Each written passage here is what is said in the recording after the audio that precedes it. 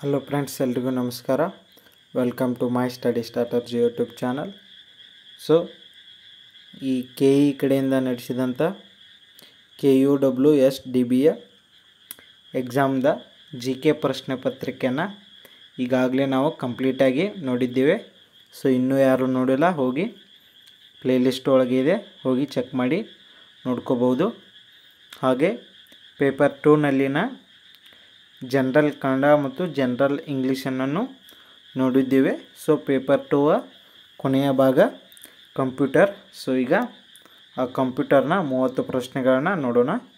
So ಮೊದಲನೇ ಪ್ರಶ್ನೆ ಏನಿದೆ, ಗೂಗಲ್ ಫಾರ್ಮ್ ಎಂದರೆ? ಸೊ ಈ ಗೂಗಲ್ ಫಾರ್ಮ್ ಎನ್ನುವುದು ಗೂಗಲ್ ನೀಡುವ ಉಚಿತ ಆನ್ಲೈನ್ ಸಾಧನ. ಸೊ ಇಲ್ಲಿ ಒಂದನೇ ಆಪ್ಷನ್ ಏನಾಗುತ್ತೆ, ಕರೆಕ್ಟ್ ಆಗುತ್ತೆ. ನೆಕ್ಸ್ಟ್, ವಿಂಡೋಸ್ ಎಕ್ಸ್ಪ್ಲೋರರ್ ಇದೊಂದು.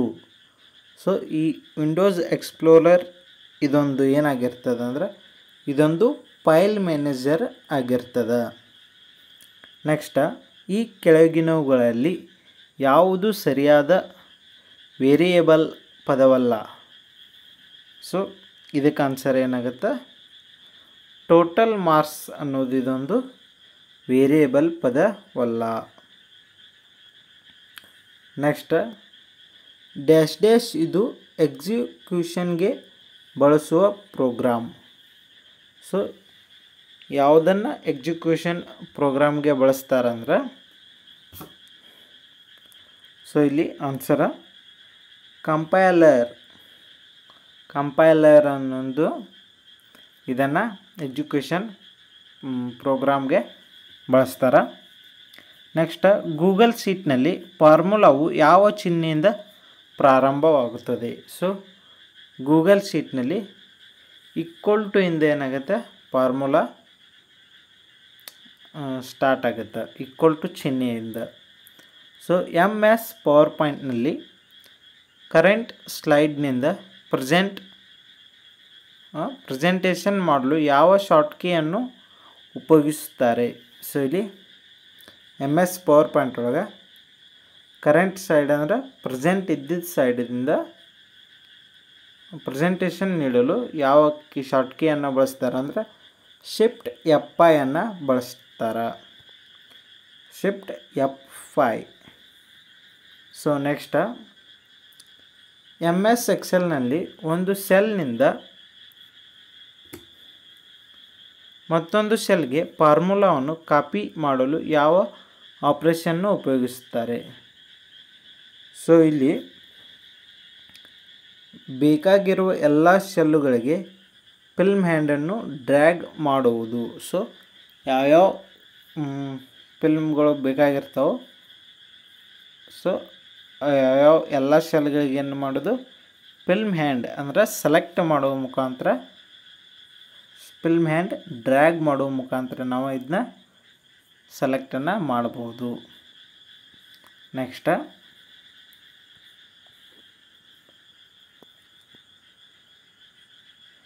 FTP ಇನ್ OSI ಮಾದರಿಯಲ್ಲಿ ಡ್ಯಾಶ್ ಡ್ಯಾಶ್ ಪದರವನ್ನು ಬಳಸಲಾಗುತ್ತದೆ. ಸೊ ಇಲ್ಲಿ FTP ಇನ್ OSIನಲ್ಲಿ ಯಾವುದನ್ನು ಬಳಸುತ್ತಾರೆ? ಸೊ ಇಲ್ಲಿ ಅಪ್ಲಿಕೇಶನ್ ಅಥವಾ ಆ್ಯಂಪ್ಲಿಕೇಶನ್ ಅಂತ ಕೊಟ್ಟರು. ಸೊ ಇದು ಅಪ್ಲಿಕೇಶನನ್ನು ಬಳಸಲಾಗುತ್ತದೆ. ನೆಕ್ಸ್ಟ್, ಇನ್ಪುಟ್ ಮತ್ತು ಔಟ್ಪುಟ್ ಎರಡೂ ಕೆಲಸಗಳಾಗಿ ಬಳಸುವ ಉಪಕರಣಕ್ಕೆ ಒಂದು ಉದಾಹರಣೆ.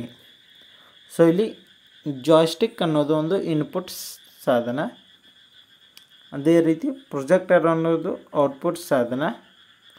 ಸೊ ಇಲ್ಲಿ ಪ್ಲಾಟರ್ ಅನ್ನೋದು ಇದು ಇನ್ಪುಟ್ ಸಾಧನ. ಸೊ ಇಲ್ಲಿ ಟಚ್ ಸ್ಕ್ರೀನ್ ಅನ್ನೋದು ಏನೈತಿ, ಇದು ಔಟ್ಪುಟ್, ಮತ್ತು ಟಚ್ ಸ್ಕ್ರೀನ್ ಏನೈತಿ ಇದರಿಂದ ನಮಗೆ ಚಿತ್ರನೂ ಕಾಣ್ತೈತಿ. ನಾವು ಇದಕ್ಕೆ ಮುಖಾಂತರ ಟಚ್ ಮಾಡುವ ಮುಖಾಂತರ ಇದಕ್ಕೆ ಇನ್ಪುಟ್ಟನ್ನು ಕಳಿಸ್ಬೋದು. ಸೊ ಇಲ್ಲಿ ಇನ್ಪುಟ್ ಮತ್ತು ಔಟ್ಪುಟ್ ಎರಡೂ ಕೆಲಸಗಳಿಗೆ ಬಳಸುವ ಉಪಕರಣ ಟಚ್ ಸ್ಕ್ರೀನ್.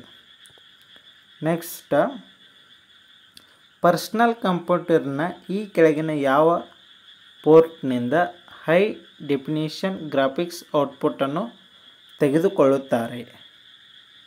ಸೊ ಇಲ್ಲಿ HDMI ಎಂದಿಂದ ಏನೈತಿ ಹೈ ಡೆಫಿನಿಷನ್ ಗ್ರಾಫಿಕ್ಸ್ ಔಟ್ಪುಟ್ಟನ್ನು ತೆಗೆದುಕೊಳ್ಳುತ್ತಾರೆ.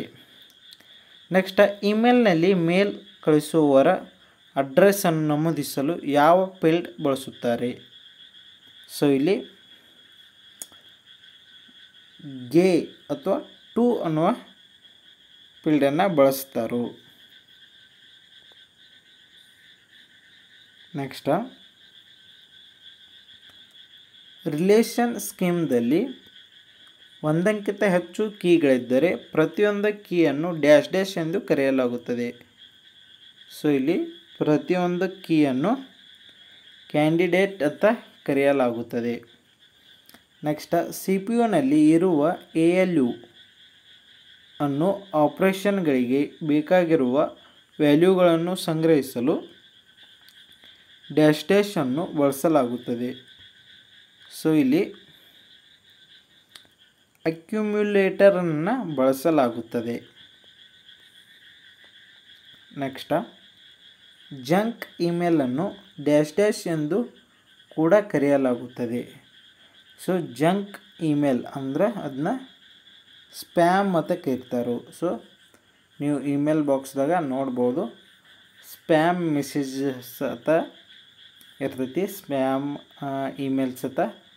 ಸೊ ಅಡ್ವರ್ಟೈಸ್ಮೆಂಟ್ದು ಅವೆಲ್ಲ ಸ್ಪ್ಯಾಮ್ ಮೆಸೇಜ್ ಒಳಗೆ ಬಂದಿರ್ತಾವೆ. ಬೇಕಾದ್ರೆ ನಿಮ್ಮ ಇಮೇಲನ್ನು ತೆಗೆದು ನೀವು ಚೆಕ್ ಮಾಡಿ ನೋಡ್ರಿ. ನೆಕ್ಸ್ಟ್, ಡ್ಯೂಪ್ಲಿಕೇಶನ್ಸ್, ಇನ್ಕನ್ಸಿಸ್ಟೆನ್ಸೀಸ್, ರೆಡ್ಯುಂಡೆನ್ಸೀಸ್ ಅಥವಾ ರಾಂಗ್ ಫಾರ್ಮ್ಯಾಟ್ಸ್ ನಂತಹ ದೋಷಗಳ ಸ್ಕ್ರಬ್ಬಿಂಗನ್ನು ಡ್ಯಾಶ್ ಡ್ಯಾಶ್ ಒಳಗೊಂಡಿದೆ.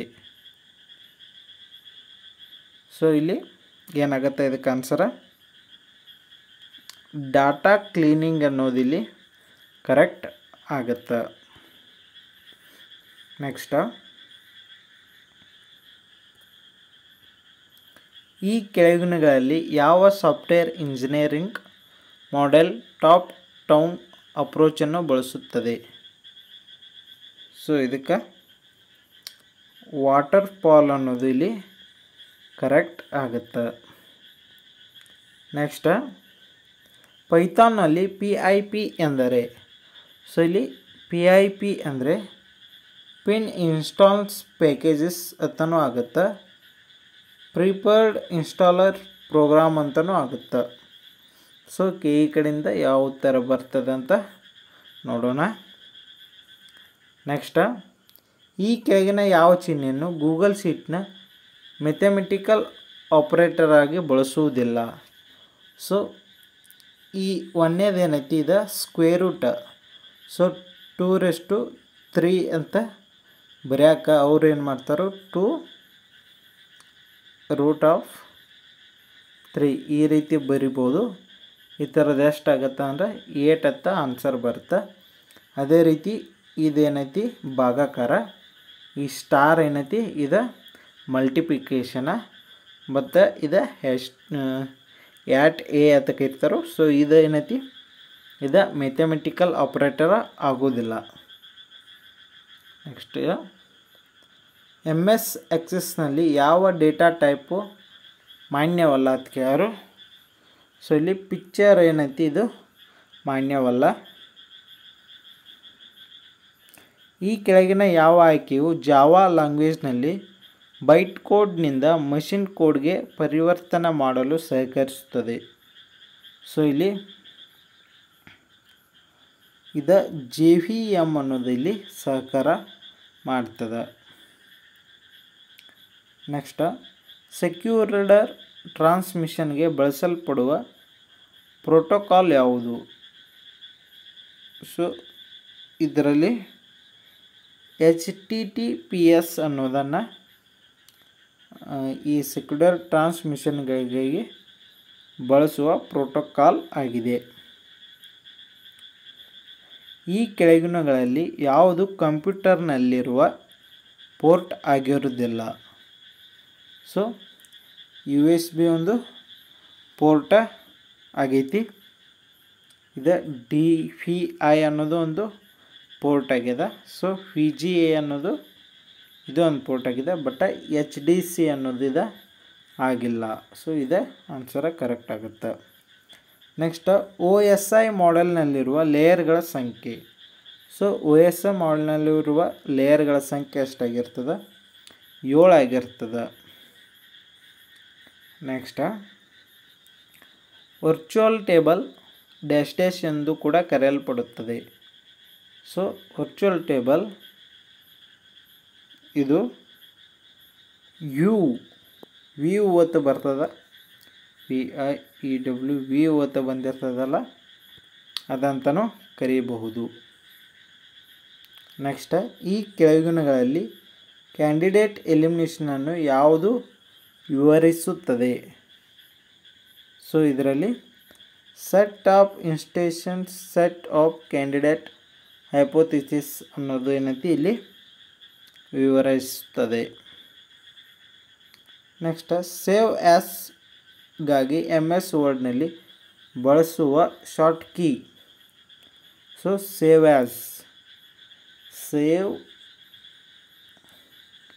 ಆ್ಯಸ್ ಅಂತ ಬಂದಿರ್ತೈತಿಲ್ಲ, ಇದಕ್ಕೆ ಯಾವ ಕೀಯನ್ನು ಬಳಸ್ತಾರೆ ಅಂದ್ರೆ ಇದಕ್ಕೆ F12 ಅನ್ನೋದನ್ನು ಬಳಸ್ತಾರೆ.